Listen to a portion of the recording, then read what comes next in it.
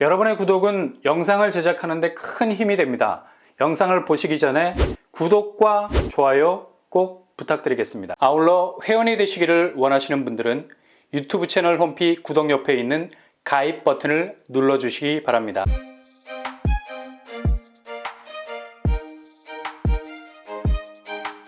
안녕하세요, 뻔뻔한 복도빠입니다. 어제 딱 하루 있었던 무순위 줍줍 더샵 하남 에디피스 7억대 분양가로 나왔었죠. 주변시세보다 4억 정도 저렴한 가격이었는데 한 세대 모집에 무려 36,000명이 지원을 했습니다. 이렇게 지금 수요층이 독이 바짝 올라와 있어서 구축 매매 시장 호가 버티기를 하고 있는 그 모든 가격들 발로 깡통 차듯이 차버리고 있기 때문에 이렇게 틈새로 나오는 무순위가 미친 듯이 불이 붙고 있는 겁니다. 그리고 신축 아파트 공급이 부족해서 집값이 향후 더 오를 거라는 전망을 비웃고 있는 그런 분양도 수도권에서 심심치 않게 볼 수 있죠. 바로 어제 있었던 제일풍경채 계양 위너스카이 특공 384세대 모집에 196세대가 지원 미달이 났습니다. 아니 이렇게 신규 공급이 있으면 수요가 몰려야 하는데 인천 쪽은 거의 기피 대상이 되고 있습니다. 결국 공급이 문제가 아니라 수요가 어떤 선택지를 가진 성향을 가졌느냐가 문제라는 얘기죠. 아무리 신규 착공이 부진하고 건설사가 신축 아파트 안 내놓는다 해서 이게 집값을 직접적으로 자극할 만한 중요한 요소가 안 된다는 얘기입니다.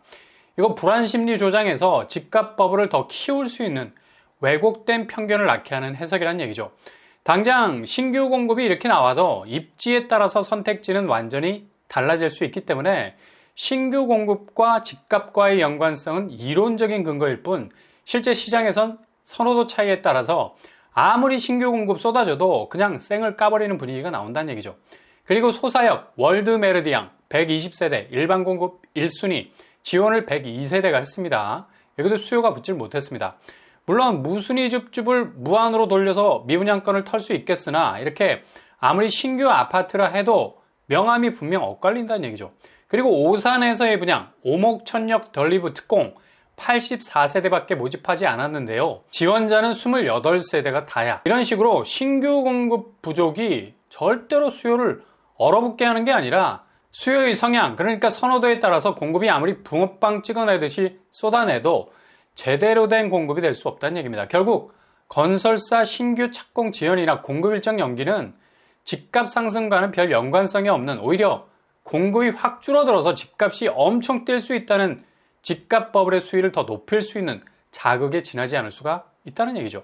그래서 공급 대책이 건설사 사업의 선순환을 통해서 수요를 더 늘리겠다고 설계하는 건 조금 현장과 거리가 먼 공급이 아니겠나라는 생각이 들 수 있습니다.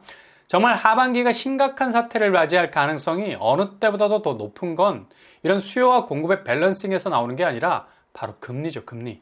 이번 달 소상공인, 자영업자 상환 유예 종료가 되는데 악성 부채가 터져나올 위기감 고조가 되고 있습니다. 그리고 미국 고금리 기조, 중국 디폴트 이런 외부적인 요인들이 우리나라의 부채 금융 리스크로도 불이 옮겨 붙을 수가 있다는 얘기예요. 그러나 이렇게 부채 연착륙을 위한 조치를 여러 방면에서 취한다 해도 연명하는 수준으로 그칠 것으로 보여서 부채 탕감이라는 딜레버리징 의미는 퇴색이 될 수가 있겠죠. 그리고 부동산 집값 부분 금리는 100% 연말되면 고금리로 갈 겁니다. 은행 조달 비용이 상승하고 있고요. 한국은행도 3.75%까지 금리 인상폭을 열어놨죠. 미국 기준금리 격차가 신경 쓰이는 거고 은행채 발행이 증가해서 이건 금리 인상을 할 수밖에 없는 상황일 수밖에 없습니다. 그리고 50년 만기 주담대 폭발적 증가세 한두 달 새 3조가 증가를 했어요. 그러니 저리의 정책금리들, 신이타 대출, 버팀목, 디딤돌, 주택도시기금 금리를 줄줄이 올리고 있는데 이거 미리미리 대비하고 있는 거죠. 시중은행이 공격적으로 금리를 올리기 전에 이런 이유로 해서 집값이 흔들릴 수밖에 없는 건데 작년 집값 폭락의 밑바닥에는 이렇게 유동성 즉 현금의 흐름이 고금리로 인해서 완전히 얼어붙어 있었기 때문에 거래량 거의 역대 최악의 상황이었죠. 금리가 공격적으로 오르기 시작하자 자금을 끌어올 수 있는 창구가 원천 봉쇄 당하면서 정말 보기 드문 하락세가 시작이 됐습니다. 그리고 2023년이 시작되면서 경기 침체가 본격화되기 시작하자 부동산 띄우기 시작이 됐죠. 일단 얼어붙은 부동산 거래를 트기 위해서는 자금이 원활하게 동원될 수 있도록 인위적인 금리 인하 개입이 시작이 됐습니다. 세계의 모든 나라가 자국의 긴축을 보다 강화하는 2022년도 기조 그대로 이어받아서 2023년도에도 이런 긴축적인 분위기가 파다했었는데 우리나라는 뭐 완전히 역으로 달렸었고요.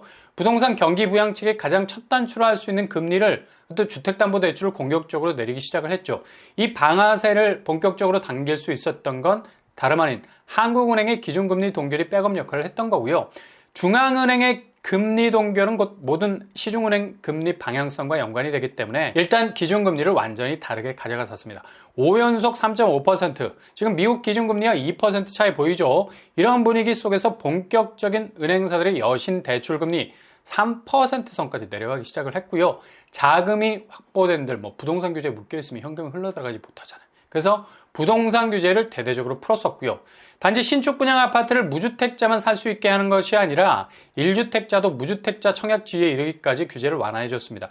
본격적으로 부동산의 봄이 온 것 같은 착각이 충분히 들 수 있죠. 분양 붐이 서울에만 집중적으로 일어났고요.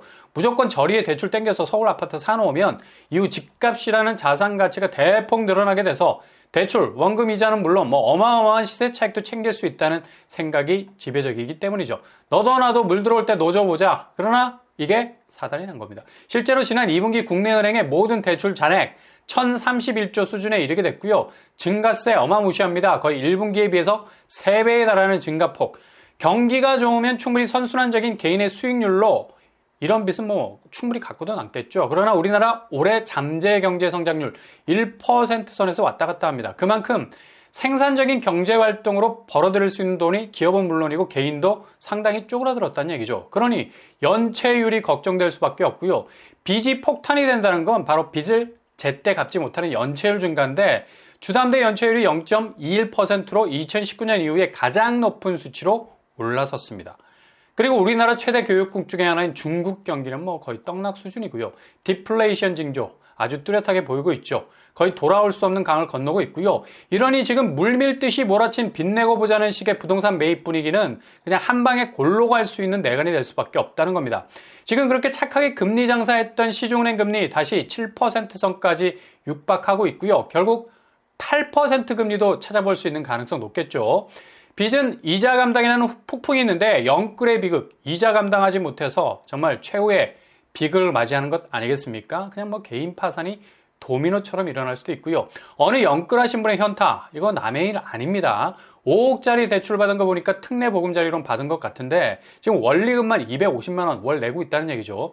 빚 부담이 이렇게 큰 걸 몰랐다는 푸념을 하고 있고 지금 거래량이 줄고 있는 리얼 현장을 보여주고 있습니다.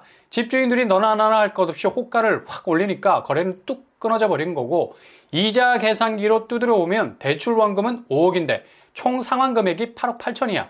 진짜 월 250 가까이 나가네요. 이거 정말 달팽이 되는 겁니다. 평생 집을 이고 그것도 무거운 무게감을 가지고 살아야 하는데 앞으로 펼쳐질 삶의 질 어떻겠습니까? 이런 오판을 되도록 하지 말아야 된다는 얘기죠. 이런 고통이 더 커질 건 미국이 9월 중순에 기준금리 동결할 거라는 얘기가 많은데 너무 미국 연준을 얕보는 것 같아. 얘네들 되게 집요하거든요.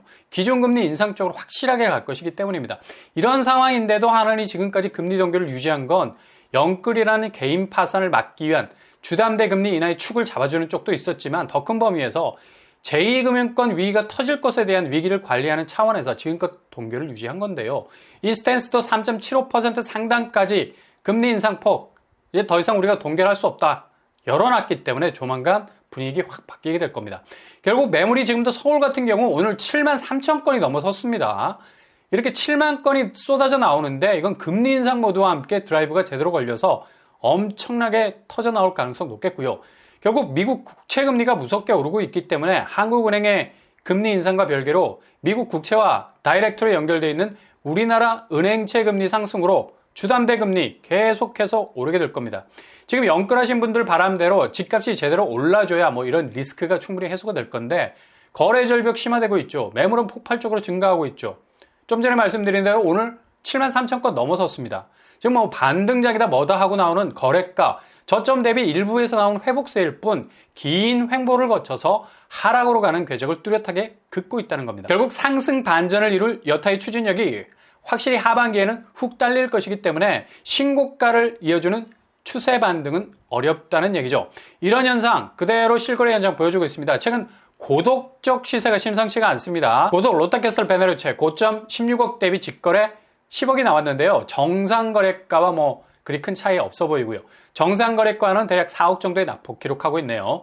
고독 그라시움 고점 20억 대비 16억의 시세 26층인데도 거의 4억 정도 빠지고 있습니다. 고독 센트럴 아이파크 고점 16억 대비 13억 7천의 시세를 보이고 있네요. 12억 13억 선에서 왔다 갔다 하고 있습니다. 고독 아르테온 고점 19억 대비 저층입니다. 1층인데 13억 6천 선에 거래가 됐습니다. 과연 이후 추세 가격 변동이 여기가 얼마나 될지 궁금하죠. 추이를 아무튼 잘 보고 신중하게 접근을 해야 할 때인 것 같습니다.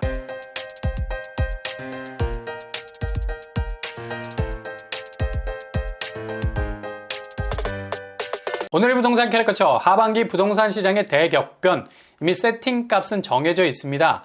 이걸 끝까지 버텨내려는 움직임이 있어서 그렇지 실상 무너지는 건 한순간이죠. 그만큼 동서남북 리스크가 쫙 깔려 있다는 얘기입니다. 앞으로 다가올 위기 최소화하기 위해서 움직이셔야 되겠습니다. 너무 무리하지 않는 쪽으로 움직이셔야 될 것 같네요. 오늘도 응원합니다. 여러분의 길이 꽃길만 되실 수 있길 바랍니다. 이상으로 뻔뻔한 복덕방을 마치겠습니다.